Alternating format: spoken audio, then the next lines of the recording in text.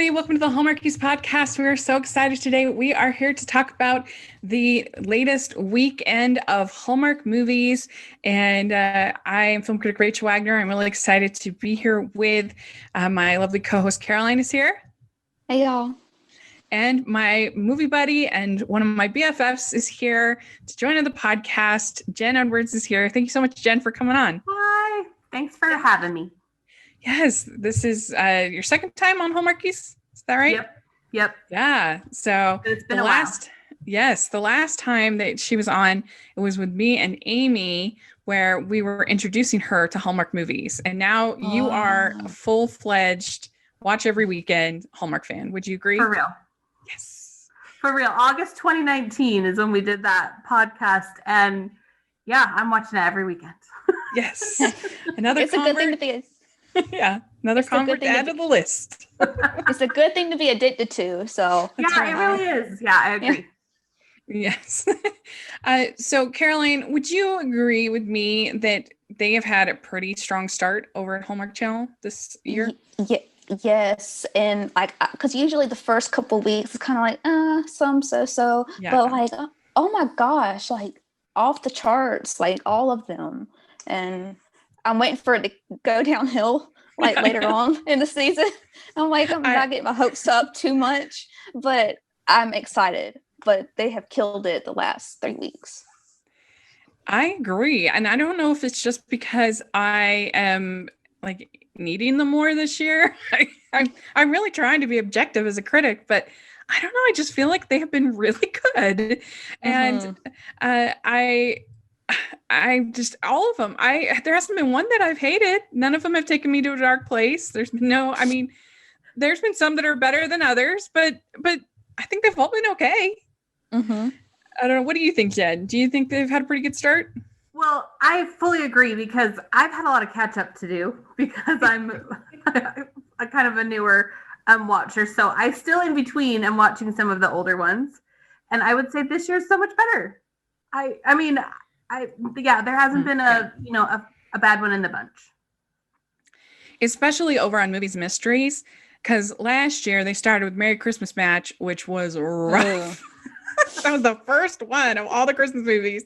And so the ones on Movies Mysteries have been way better than that. So it's just so impressive in a time of a pandemic that they managed to make all of these movies and make them great. I swear it's really winning 2020, certainly in the world of movies. Mm-hmm. It's unbelievable. So yeah, I'd say that this weekend was another solid weekend of movies from Hallmark and Hallmark Movies Mysteries. And we also have our non-Hallmark podcast that will post tomorrow.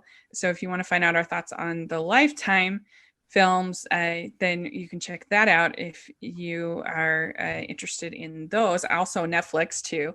We had from the pilot podcast, we had a big Hallmark fan. Her name is Me Too, and she's the host of the pilot podcast. And so she came with me and Amy for the non-Hallmark update this week, and she was so fun. You'll love it. And so let's dive in and start talking about our first movie.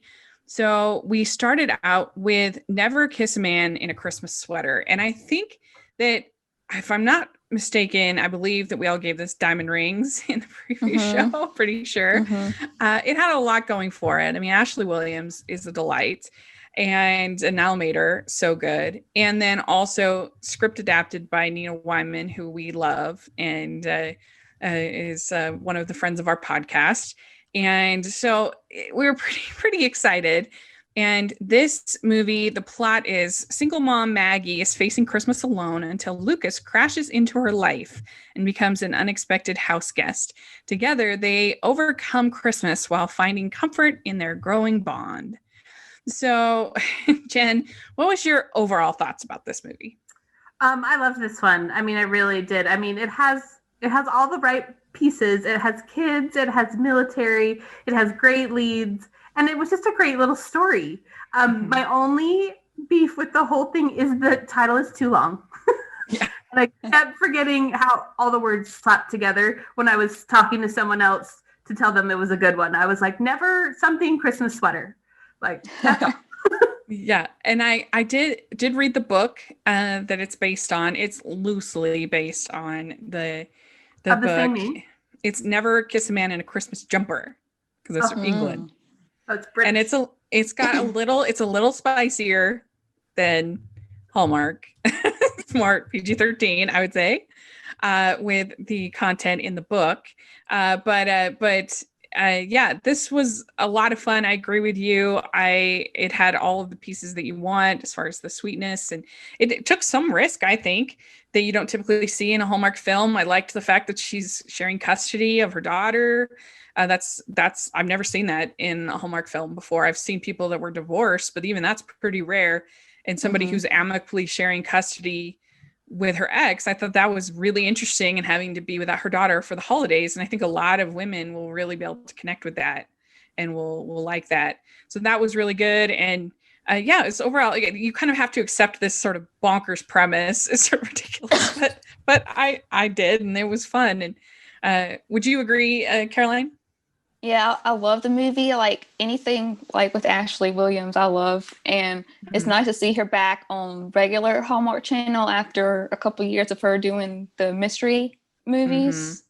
And so it fits her better, like the comedy and stuff. And I love Niall. And so they're perfect together. And Nina's great. So it was just perfect combo for me.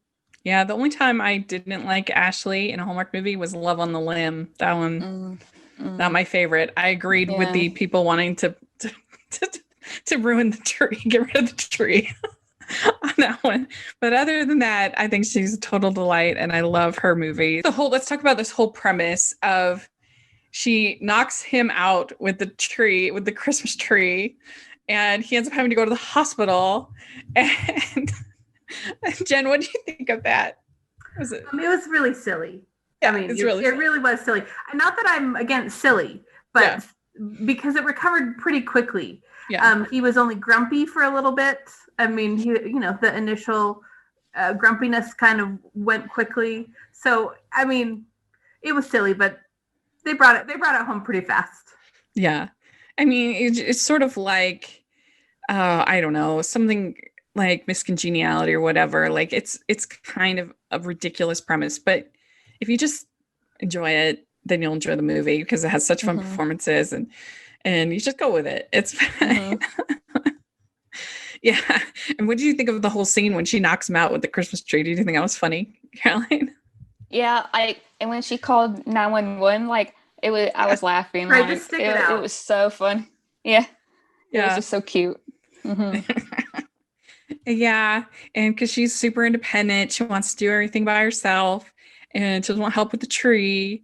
And I think that Nell Mater was perfect for this role because he's kind of a little bit snarky and he's like sort of a sarcastic side to him, which I think made him really funny in this. Yeah.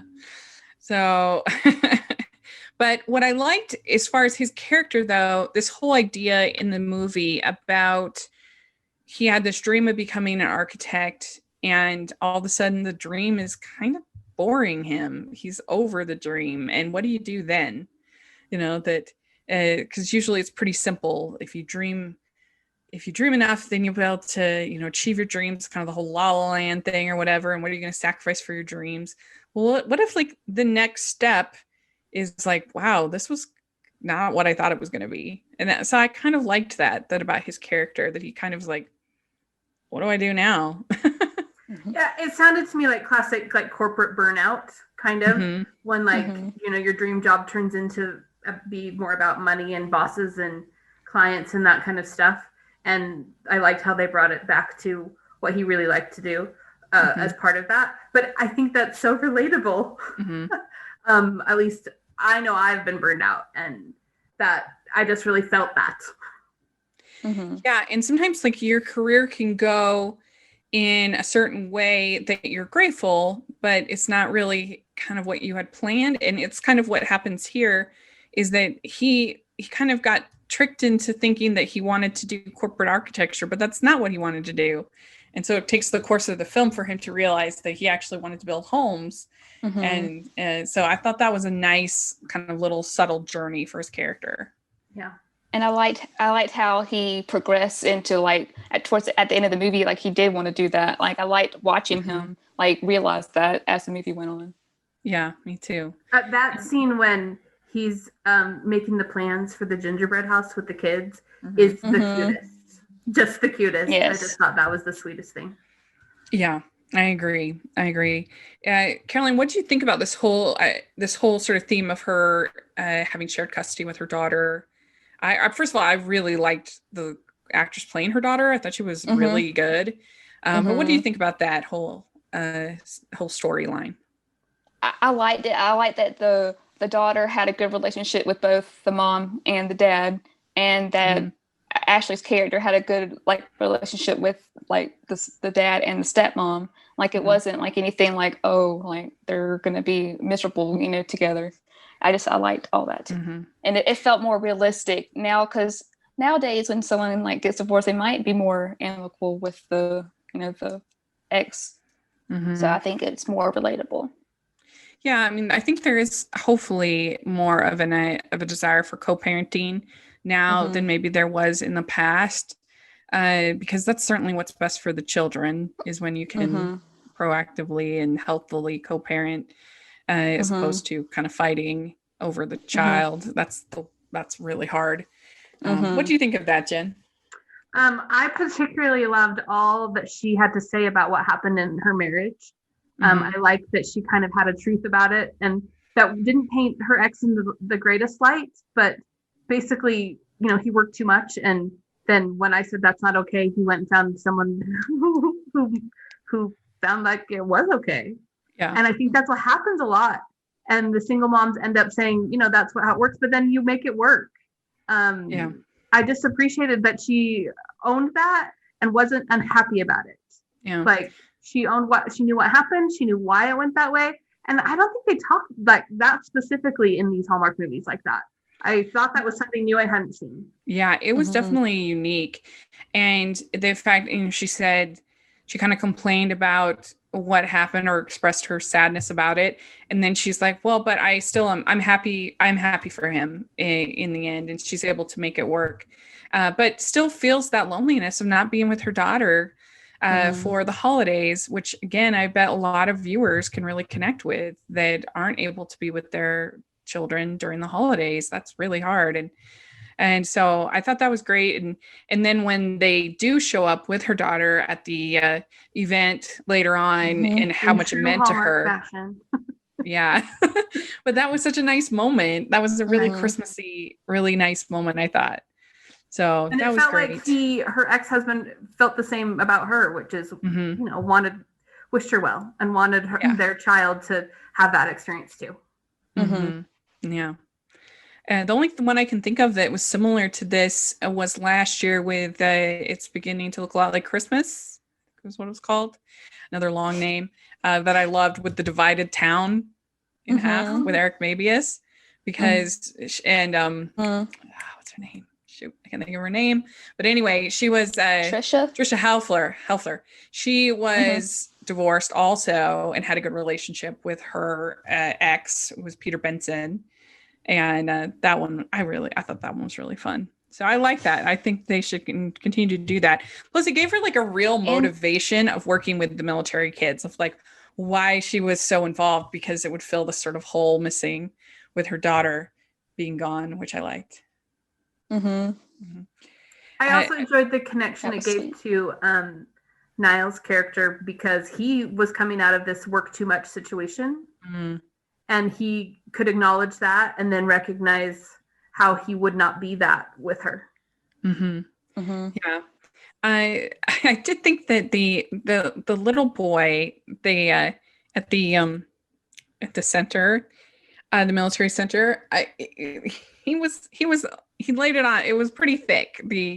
Especially whenever a little kid in a Christmas movie says, "Hey, Mister," you know, this is going to be some hardcore child acting going on. And he was cute, but he was a lot, I guess. But one thing I liked about this whole thing with the kids in the military is that they didn't actually have everything be turning out perfect for the kids. Like they were able to coordinate the videos, but The it parents wasn't. didn't show up, and Yeah, which I thought was actually kind of nice. I mean, I like it when the parents show up too. I'm a sucker for that, but Me too. this was nice too, that it was a little more realistic. I kept saying, "Oh, they're going to show up," and then like, "Oh, but the videos were so cute anyway." Like, it was sweet. Yeah, I think so. And they had some fun moments, I thought, with these kids, like the snowball fight. I thought was really fun. Mm-hmm. With them. That was good. And I liked the side characters, particularly his BFF, played by Matthew McCall, he plays Jonas in the Haley Dean. Yes. And I think he is so handsome. I mean, now later's handsome too, but I always see him. He was just in the Aurora Tea Garden movie. Yeah, I was going to say he was in Aurora, and like he and Niall got to play again together. So that was cute.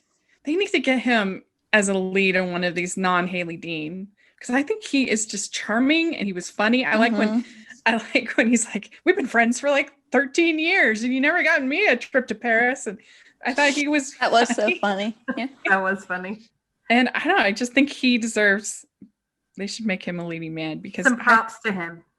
Yes, he was a good supporting, but he's great in Haley Dean.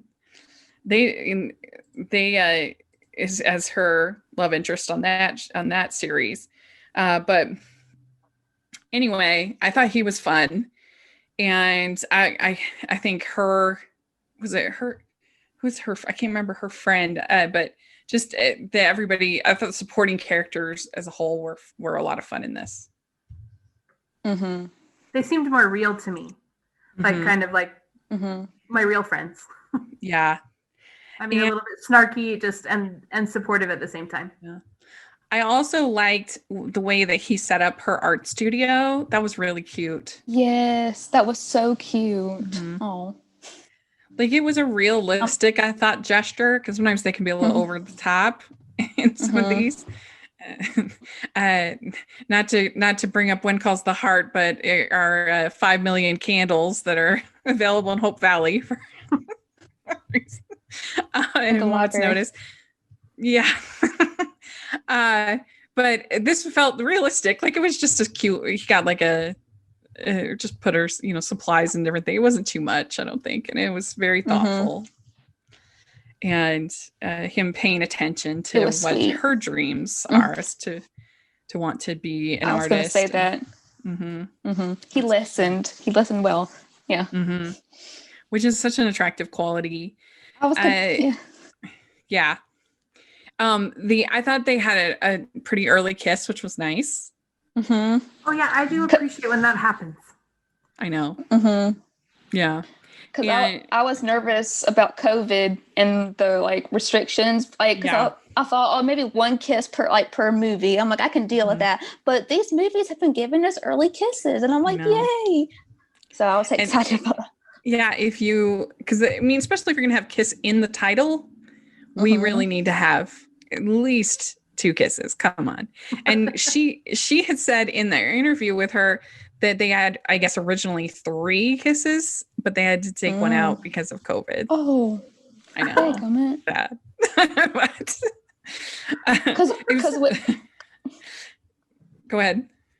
I'll say because in the preview that they showed, it showed a kiss. So I was already thinking there's going to be more than one because they showed the kiss in the promo. So I was already looking forward to it. I'm like, oh, we're going to have 2 kisses. So I was excited. Yeah. And it's fun. She actually just talked about in the interview about, I guess they spray this alcohol around their lips before a kiss. And so I don't know, it was interesting to hear the behind the scenes. And there's an immediate rinse or something after. Yeah. All the protocols. What did you think about the conflict towards the end when she gets really nervous and she kind of calls things off? Did you buy that conflict? What do you think, Jen? I thought it was classic Hallmark in that she didn't hear the whole conversation, so it was a jump to conclusion situation. I didn't feel like it was unique at all, but understandable. I honestly think in general that tactic is hard for me because when you're over here, when you're listening in, you're never getting all the details. And then a lot of people jump really like these huge conclusions. All right, that's it. But in the real world, it's because they're scared. And I guess you can understand that, but it's annoying to me. Yeah. Well, especially she was sort of scared because of her daughter. But then her daughter's strong and basically when she talks to her and she's like, would you be okay with that? And she's like, yeah, I'm fine. So I think that was part of it. But yeah, it definitely, those are always sort of frustrating scenes where you're just like, just talk to him. What are you doing? Never believe an overheard conversation ever. Right. Yeah. When I was watching it, I'm like, just stay 5 more seconds. Like, just don't go away. Like, just listen. Yeah. But I do agree that she was nervous for her daughter and stuff. So it was kind of believable, but still, come on, girl. Like, you're a strong woman. You can do it. Like, just listen. But then it did provide a pretty good ending. I love when he was there just to say goodbye. And he's like, here's your presents. And and she opens it and it's the sweater, the ugly Christmas sweater from the beginning of the film and a ticket to Paris. It's so cute. And so then she goes and they reunite and it's great. And so, yeah, it was a lot of fun. I really enjoyed this film. And I give it out of 5 crowns. I give it pretty high. I actually have it number 3 in my ranking for this year. And so far out of 12 Hallmark movies.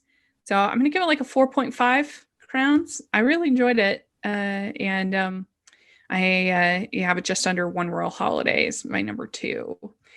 So what would you give it, Caroline? I was going to say 4.75. Like it wasn't as like, it didn't like, it was still wonderful. Like, but One Royal Holiday is still like, that's hard to top, favorite? You know? Yeah. It was really good. Yeah. But I've loved it though. So. Jen, what about you? What would you give it out of 5? One Royal Holiday is getting lots of play on this conversation because it's my favorite of this season so far too. Yeah. And this one is maybe my second or third. So I would probably get about like a 4.5 too. I was not sure on your crowns if you went like if there were partial crowns allowed. So I was happy to hear that you guys do the decimals. Right. Yeah. Or if you only worked in full crowns, like I wasn't sure. Yeah, we accept all crown ratings. So very good. All right. So then next we had The Christmas Ring, the Silver and Hallmark Movies Mysteries. And this stars Nazneen, a contractor.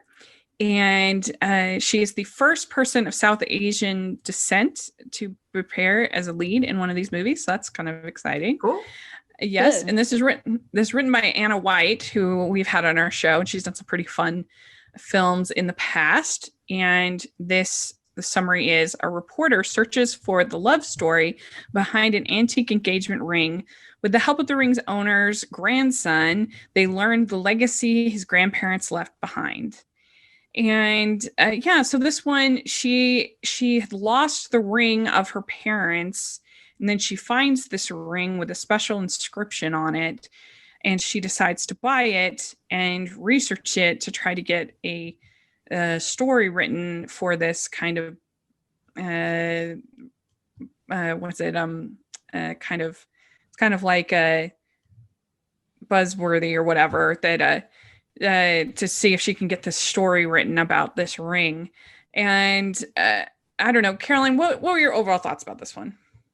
I liked it. I liked the mystery aspect of it more than the romance part of it. But like it was intriguing. So I enjoyed it, but it wasn't like it. The romance didn't win me over. Jen, what do you think? I was okay. I mean, I was more interested in the mystery part of it too. I actually kind of half watched it the first time, and then because we were going to talk about it, I watched it again last night, and I was much more into the details of what happened to the ring and that actually following that through.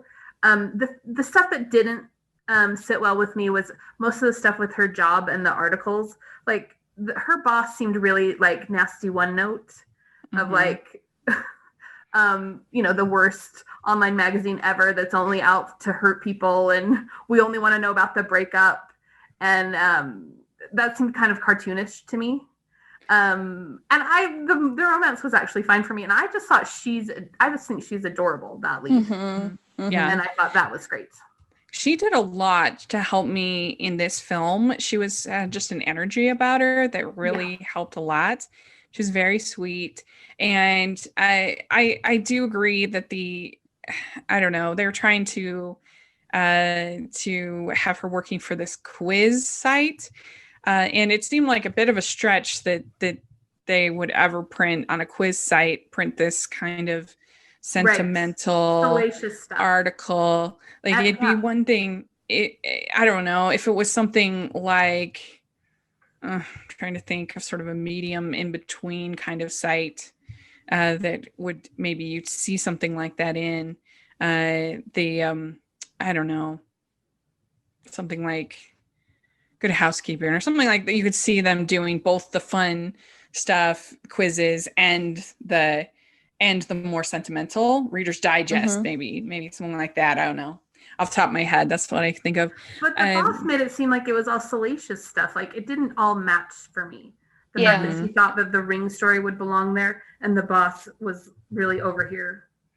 Yeah, I think they were trying to do like a BuzzFeed. Yeah, I was thinking BuzzFeed has the quizzes and also has some like tabloid type stuff.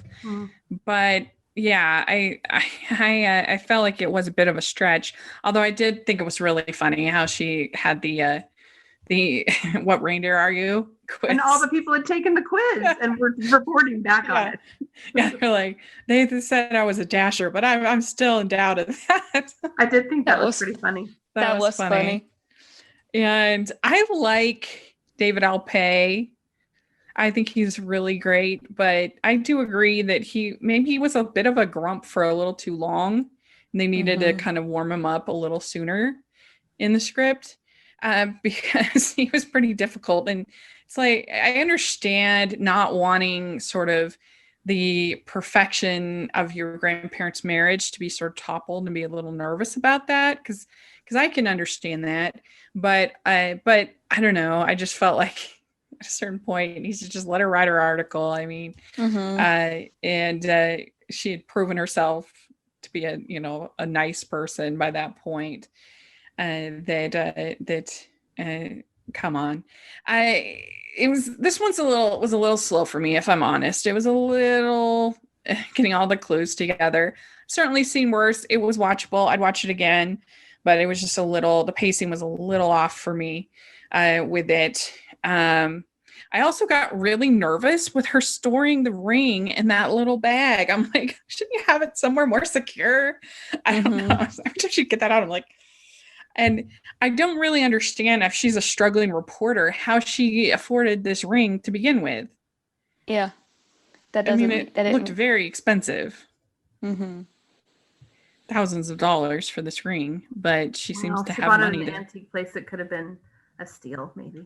I guess. That's true. Evidently. Yeah. So they have this whole cooking the whoopie pies montage. And this, I don't think that's how you make whoopie pies. I just don't think it didn't add up. Like they're rolling stuff out. I'm like, that's not what a whoopie pie is, like a cake. Like a mini cake. There's no rolling involved, and I loved the scene. Just the quick little shot of their hands both touching the bowl of eggs at the same time. So they took all the eggs out of the egg cartons and put into this bowl, so then they could both be touching. It was really fun. He was grumpy for so long that I thought maybe for a second that wasn't going to be the romance. I know. So when that happened with the hands in the egg bowl, I was like, oh, they're really letting me know that this is the romance right here. Yeah. They're showing me for sure. There you go. I I also thought it was a little bit funny that they have this car and he's like, oh, I tinker around with it every now and then. And they pulls it up out of the cover and it is like pristine. Take me to the auto show. Perfect. Like what is going on? And that was funny to me. I'm like, really? You just tinker around with it every now and then? But they did have a pretty early kiss in this movie in the car. Yeah. That was pretty good. What do you think of Casey Manderson, the brother running the store in this one? What do you think, Caroline? I love seeing Casey in any like Hallmark movie, so I was pleasantly surprised to see him in the movie. I thought he was good. Yeah, I guess I wasn't really sure what their difference of opinion were. Yeah. He wants to. What does he want to do? David Alpay's character. He wants to be arranged differently or something like that. Anyway, there was some kind of conflict. Yeah. Going on. I was like, oh, okay. Something to do with how the grandma used to do it. Yeah, I think so. And they found out about this cookie exchange. And boy, is that a throwback. I'm finding myself in these movies in 2020. I'm just like finding myself nostalgic about stuff that I never thought I would be nostalgic about ever. Like when people are just in crowds, like if there's ever a parade, I'm just like, oh. in one of the Lifetime movies, the one of the girls is a bit of an awkward hugger. Like she's very huggy. And I just thought, I put on Twitter, I'm like, remember when that was a thing? When awkward hugging was a thing? Yeah, when I see people touch hands, I'm like, oh, that was nice. I'm like, cookie exchange. I remember that. That was a thing that we used to do. Not anymore. Not this year. No, it's so sad. More cookies for us. And they arranged this cookie exchange in like 2 days. So that was pretty impressive. And I just want to say about that brother, I don't know that actor because I'm not as versed as you lovely hosts. But I felt like he made every scene better every time he was there. And I initially liked him more. And until we found out he was married, I was a little hopeful he was going to be the romantic interest. But we found that out almost immediately. But still, I was like, oh, okay. Yeah, he is a really fun actor. And he finds a way of kind of bringing the humor out, I think, in scenes and making things funny. He always has good chemistry, I think, with everybody that he's with. So I agree. I enjoyed him. And I felt like it was believable. They're brothers. I thought so. Yeah, I could see it. Yeah. Yep. And so then she writes her article and we get a little bit of our conflict. He's upset. And then we get our reunification, and he gives her the ring, but he gives it to her on chain. So that was cute. I like that. Again, I don't know how she can afford to just give away these expensive rings, but evidently being a BuzzFeed journalist is really paying the bills. It's doing really good. She must have a trust fund we're not aware of. Yeah. Right in those what reindeer are you quizzes is really doing well. You just find a new job. Yeah. She gets a penny every time someone takes the quiz. Yeah. There you go. So Caroline, out of 5, what would you give this movie, The Christmas Ring? I'm gonna say a 3, and that's still good for me. So I say 3 out of 5. I agree with you. That's exactly what I was gonna give it, a 3. I think it's fine. It was just a little slow, but I liked her a lot, and overall had a nice message. It was sweet. So that's what I give it. What about you, Jen? Oh, it's 3 for 3. Yeah. I thought it was a solid 3. Yeah. Very good. Okay. So then we have Christmas with the Darlings.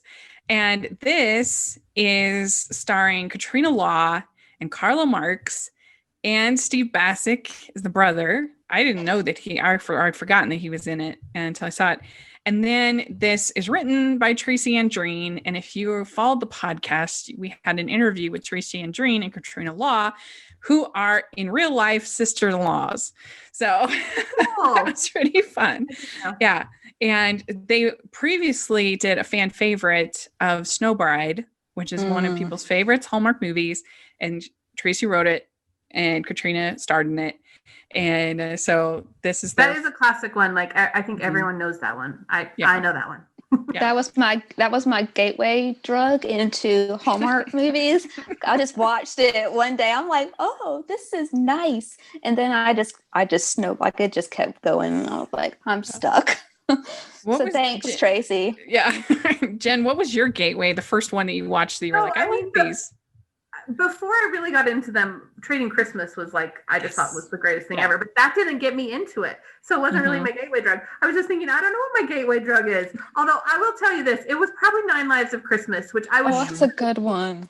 But that I ended up loving so much, I watched it like 3 times. I was like, I was sure I was going to hate some show about a cat, about cats, because I'm not a cat person, but oh my gosh, did I love it. So that was maybe my gateway. That one is definitely a fan favorite for sure.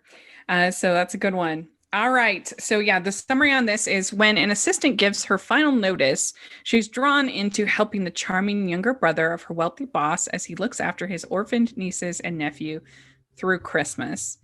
And this one for me, I thought it was really sweet. I liked some of the creative Christmas scene that they did. I liked the whole decorating the Christmas trees outside with the edible bird seed and the ornaments and making those ornaments. It's really hard in these movies to come up with a new way to celebrate Christmas. And so I appreciated that they had a few different things that I haven't seen in these movies before. Just like little things, like I liked the fact that they had grilled cheese and tomato soup. I've never seen that in a Christmas movie. It looked so good. I was like, oh, yum. And you could feel, I think, Tracy's writing in this. I liked the just little things, like the little debate about whether an oatmeal raisin cookie could be considered Christmas. It's like, can you shape it in the shape of a Christmas thing? It can't count. Funny.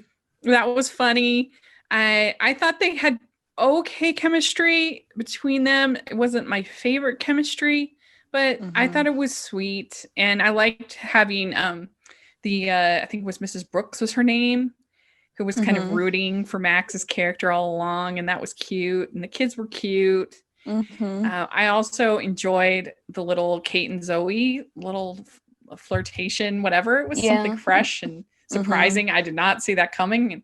And I was kind of glad because the last time Hallmark did something like that, they like promoted it heavily. And it was just like, oh, can we please stop hearing about it? Let's just watch the movie and be done with it and see it. So this was just like, oh, a little surprise. So I liked that. And I don't know. What did you think overall of it, Caroline? I liked it. I enjoyed it. It was cute. Katrina is like adorable. And I like Carlo, like in other movies, but like I didn't like their chemistry wasn't my favorite, like you said. But those kids were so stinking cute, and I love Steve in all his movies. So it was like he was a plus, and it's a sweet little Christmas movie. And I did like that storyline with Kate and Zoe. Is that Kate and Zoe? Yeah, I like that. Yeah. Jen, what do you think of this one? I liked it, but I think you said the word sweet, and I found it almost a little too saccharine. There was a lot, especially as it was wrapping up. I was like, oh my goodness. This is just over the top, almost too sweet. And there were 2 things I had. The first is, I don't know how an executive assistant working for a company like that would have time to get a law degree and then be a lawyer. Like that seemed like a really big leap to me. Maybe that's real world. I don't know. But I was like, it didn't compete for me. And but I did appreciate the discussion about family law versus corporate law. And the other thing is the older brother, I don't know him. I don't know that actor. The one that's the boss guy. I was surprised. I think we just are so conditioned to expect him to be, he wasn't as hard-nosed as maybe that character is in in other movies. And I was always surprised when he would come back with a softer response and that he was listening. I especially appreciated when he apologized to his brother for dismissing him. Mm-hmm. Like, I again don't think that I see that a lot in these Hallmark movies. There's usually like a clear bad guy in this lane that would never apologize, good guy in this lane. I appreciated that kind of crossover connection of like, they're just brothers and he was really trying to help him. Mm-hmm. And he apologized. I just thought that was cool. Every time it came to him, I felt like he gave the unexpected answer, which I liked. Mm-hmm. Mm-hmm. Yeah, I agree. See, he usually does play a lot of villains. He was a very kind of notorious villain on When Calls the Heart. Oh. And he's been in villains and other things. But he was he played Lori Laughlin's husband on Garage Sale Mysteries. And so we miss those. You need to watch those. You need to find them and watch those. They're really good. Mm-hmm. They're still the best of. I think I don't know. I like Mystery 101 a lot. There's some new ones that are pretty good, but I really enjoyed the Garage Sale Mysteries. Me too. Yeah, but anyway, I agree. He was really fun, and at the end when he agrees with her plan, it's probably unrealistic, but I still enjoyed it. I was like, oh, I thought the kids were really cute. I still don't really understand how she had a nightmare about fish. I don't quite get that. What is happening there? Yeah. But I liked that there were like cute little moments. I enjoyed when they go to the toy store and they find out that he has secretly been donating the toys, and he's kind of standing there like, that was cute to me. And the whole sort of dynamic of that's what you call not winging it or winging it was good, because I am not a winging it kind of person. I have to have my notes and I have to have everything planned. And if I have to do something spontaneous, it's usually not very good. It's not a good show. So I thought that was fun. And the whole idea of the sort of the family friendly Christmas party being the key to this businessman's from Taiwan's heart. It was cute. Yeah. It's cheesy, but it was cute. I thought that she looked gorgeous at the party, in that usually you don't see the green dresses as much as the red dresses. And I just thought it looked so beautiful on her. Mm-hmm. Mm-hmm. Yeah. And then he's going to leave.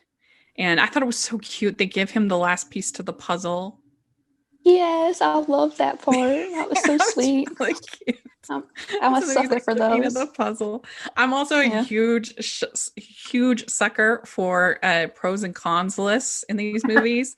Yeah. So when he makes his stay goal list, I love that. And my favorite is in The Perfect Catch with Andrew Walker. Yes, I love that. Nikki DeLoach. Yeah, and he makes his pro cons list of staying or going. I love that. When I into Hallmark movies, I thought Andrew Walker was in every single one.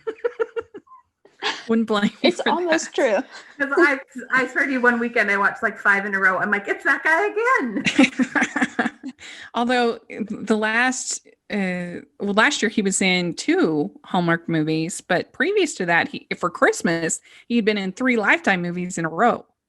Mm-hmm. So he was abandoning us in our lifetime. And I did particularly like The Perfect Catch. That's ones with Nikki DeLoach, yeah. Mm-hmm. Mm-hmm. Yeah. So I really liked her on MTV's Awkward. Yeah. That's how I know her. She's one of the best.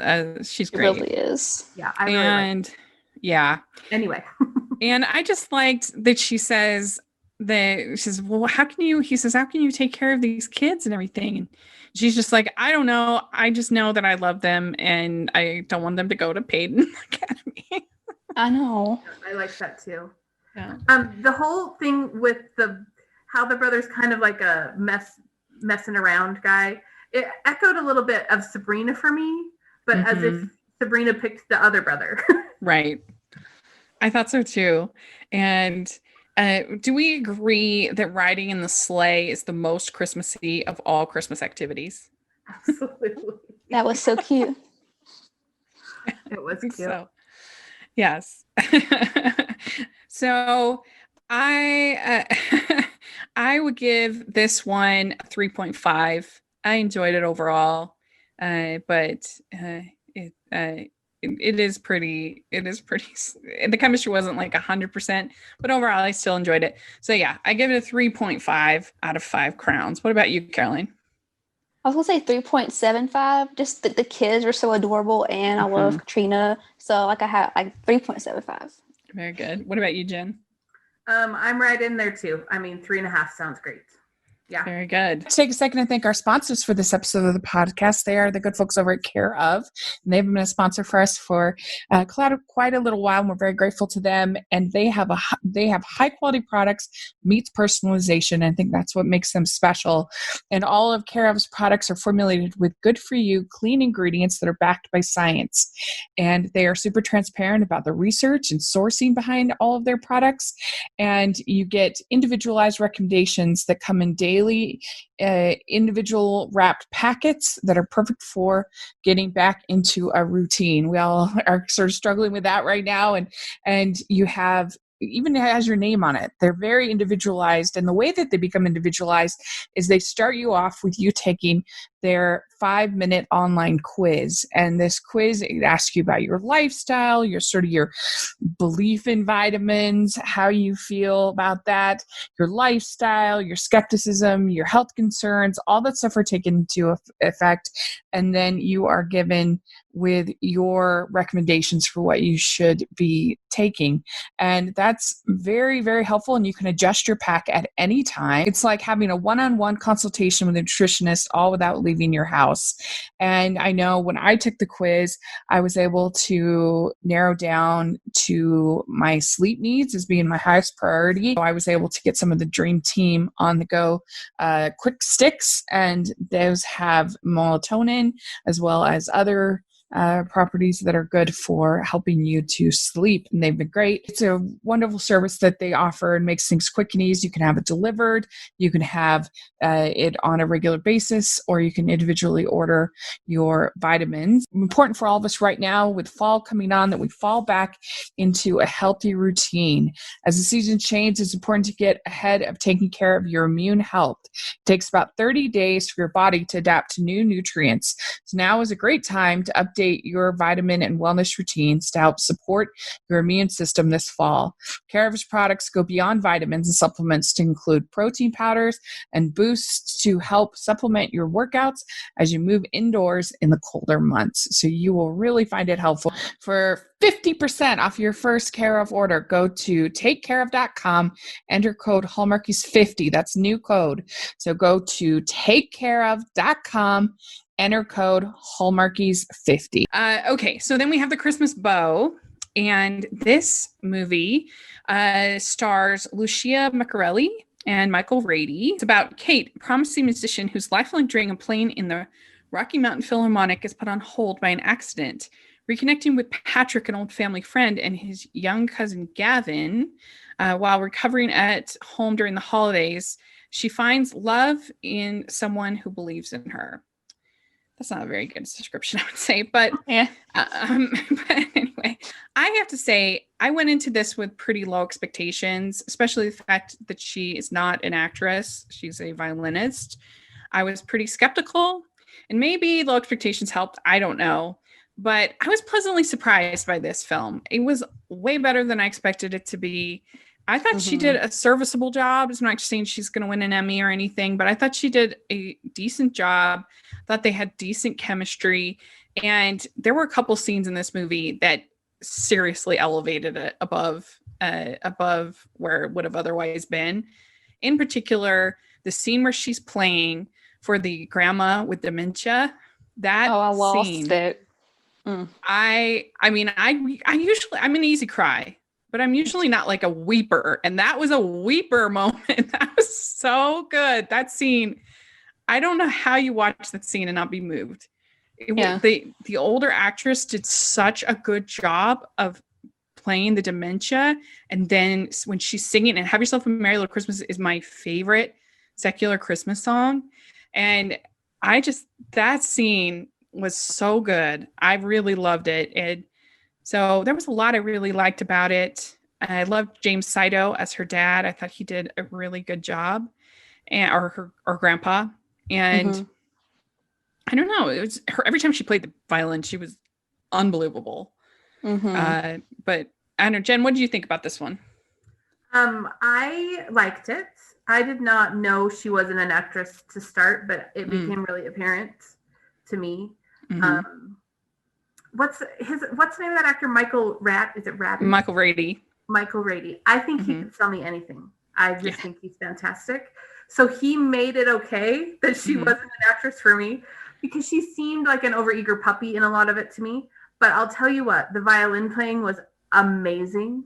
Amazing. And how fun is that to just get that in this show? Like, I mean, even what she plays at the end is incredible.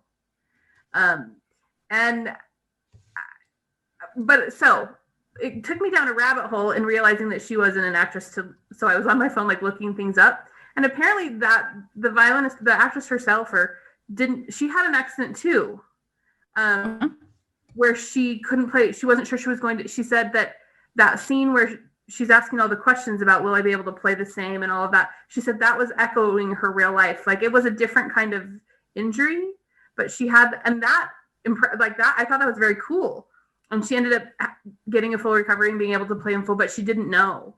And she said she didn't know if they put that in on purpose or not, but it was easy for her to play because she lived that, which I thought was very interesting. Yeah, that is interesting. Because you could feel like her, especially that scene where she has the phantom pain. Like, that was so devastating to think about. You know, it's her whole life, everything she's worked for. And Lucia, she is part Korean, part Italian, which is interesting. Her mother's Korean, her father is Italian. And I mean, it was nice to have such a diverse cast that we don't typically see a lot of Asian representation in these movies. So that made me happy to see in this film. You also get to see, if you watch the new show Dash and Lily on Netflix, James Saito is in that that show as well. And we're going to have a recap of that show, a spoiler filled, with me and Austin Burke coming up this week. So cool. Make sure you check that out. It's a really cute show, I think. So anyway, he's a great actor. I like him a lot. And I thought he did a good job as the grandpa. And Caroline, overall, what did you think of this one? Like you, I went in with like lower expectations, but like it kept me entertained watching the whole movie.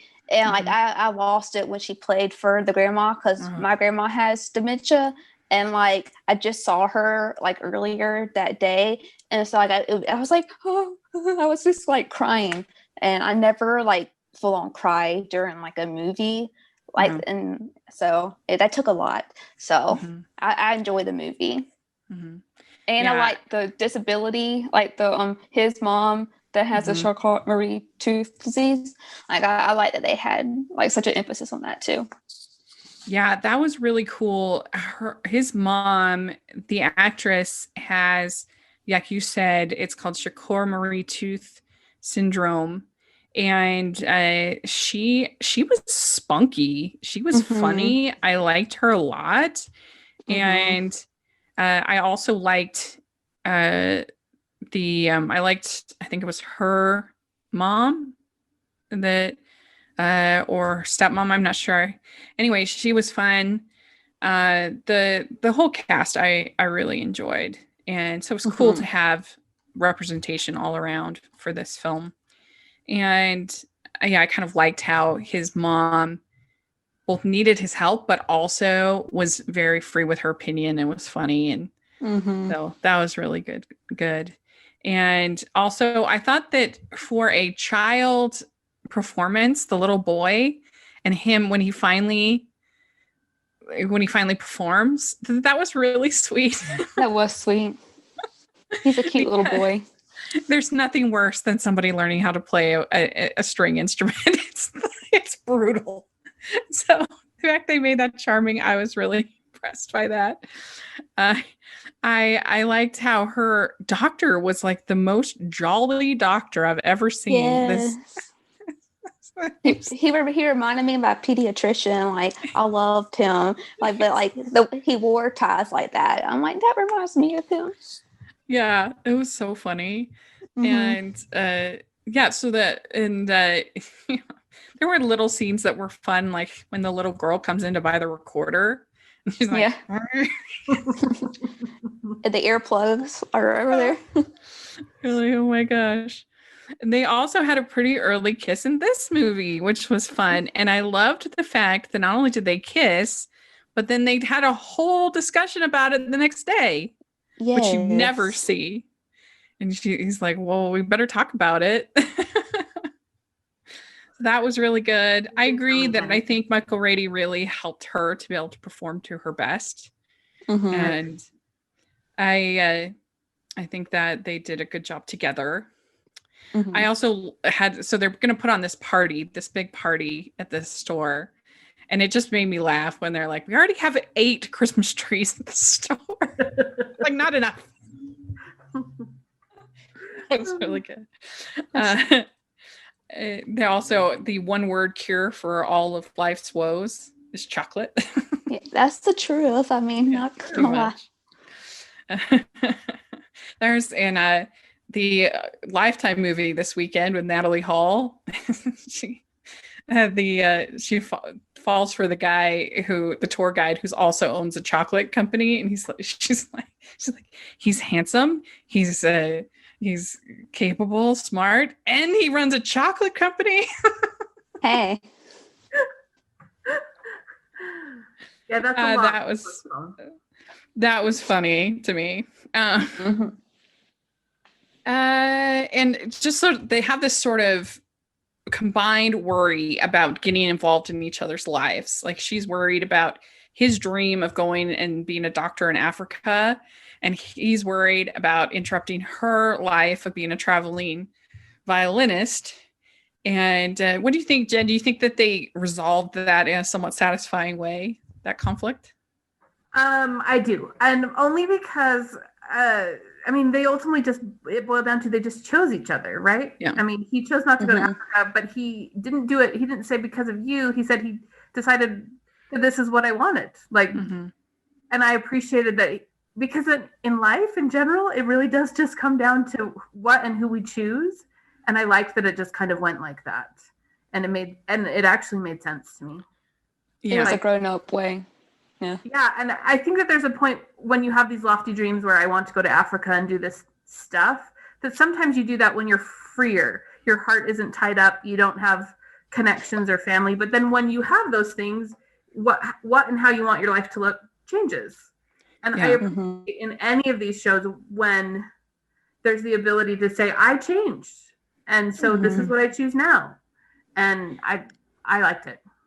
Yeah, it's like one of the things that annoyed me about La La Land is in that movie, the idea of, I felt like they showed that giving up the love for the job was like an inherent good, that you're following your dreams. So of course it's good to do that. And it may or may not be, depending on the person, but a job can only satisfy you so much. It's kind of like with the Nile Mater character in Christmas Sweater, that you get your job, you think it's your dream job. And if you don't have relationships, if you don't have loved ones in your life, it doesn't matter what your job is. It's not going to be satisfying. And we sometimes build up these illusions that, oh, if I just get the right job, or if we just have the right career move, that's somehow going to be satisfying. And it can be satisfying, but it's only a part of what is satisfying in life. You have to have the relationships and the other things in your life in order for it to all matter and be important. And I think she kind of realized, she has that conversation with her grandpa where she talks about how that she's been so into music that she's been neglecting her heart, and that's what he says. I like that part. Yeah, it was really sweet. And I'm just going to say this right now. I'm just realizing I'm really in deep with these Hallmark movies, because I'm about to quote another one. And that is just weird that my references are now becoming Hallmark movies, because one of my favorites from last year was Christmas at Graceland, Home for the Holidays. Mm-hmm. And at the end of that one, she's supposed to go to another country or something for a job. And in London. I just pitched to have the job, but to stay here. And he says, "What changed?" And she says, "I did." And I always just thought that was the greatest line. And I kind of apply that same thing to this one. That it's kind of like he acknowledges, I changed. Like, I want to be here with you. Mm-hmm. Mm-hmm. And this was nice too, because they show her at the end still trying out for the Philharmonic. So it's not like she's like putting her violin away or something like that. Like you can still, you can have both. Yeah, you can have both. It's just you have a combined dream instead of that. Again, to use La La Land as an example, that was one thing that I didn't like in that movie, is that it was like they had to have separate dreams. And what happens in a relationship is you have to make a combined dream of what you're going to do together. And I think that you could see that at the end, and that's what they had done. Like her dream had become his dream, and he was as excited for her as she was. So it was really, really sweet. And that was sweet. And I can only imagine that if you had invested so much of your life, getting that kind of injury would be just incredibly devastating. I can't even imagine. You should listen to her talk about her own injury and what that did, that journey. And it's so interesting to me that she had that experience and then she did this movie. And I don't know if that was done on purpose, but it's pretty cool. Yeah, I will definitely have to take a look at that. Normal. No.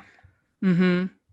But yeah, the highlight was definitely when the grandma sings. That's definitely me down a rabbit hole too, about reading about people with dementia and Alzheimer's and different things, and how music really does bring these memories out of them. There's like there's like a kind of famous clip of a ballerina that they play Swan Lake, and her body starts to move in the movement of the ballet. It's beautiful how music memory is different than our other memory. I just think that's incredible. And I was really wanted to find out if that was a thing from watching this show.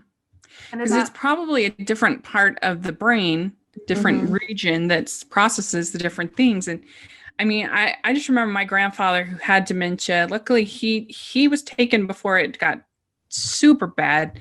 But still, there'd be this moments where it was like he was lost to all of us. You know, he's in like a different world, and then you'd have those moments of connection, and it would mean so much. It's like, oh, he's back. It was the best. That was like my Mimi, whenever she hears like a hymn or something, like she like her like she starts talking about when she was a little girl going to church with her grandpa who was a minister. It's like whenever she hears those hymns, it comes back to her. So like the music does really help. Yeah. So isn't that interesting too, how they often remember the moments of childhood and they can't remember their own kids' names, but they can remember their school teachers, and it's just the minute details of I always think that's so fascinating. So there we go. That was The Christmas Bow. What would you give it out of 5, Caroline? I liked it a little bit better than the Christmas ring. I'm going to say 4. So. Okay. Jen, what about you? What would you give it? On emotion alone, because I think this show is 100% is on emotion. Like it's emotionally driven in a way that maybe a couple of the others aren't. I'm going to say 3.75. Well, I'm also going to give it a 4. And again, I think maybe part of it is that I did have really low expectations and it succeeded it. So we'll see where it ends in my total ranking of the end of the year. Right now, I actually have it at 4. But we'll see how it goes from here. So it's been a really fun weekend. Let us know in the comments section what you thought of these 4 films. We'd love to hear. And or you can tell us on Twitter. That would be really fun. And so, Caroline, how can people find you on social media?